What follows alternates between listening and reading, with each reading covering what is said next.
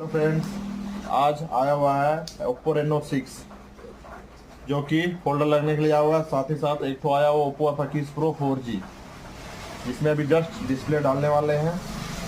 Best quality display है, किन्हीं को भी डिस्प्ले लगवाना। दोनों का दोनों फ़ोन रेडी हो गया है। Reno 6 full to best quality के साथ में।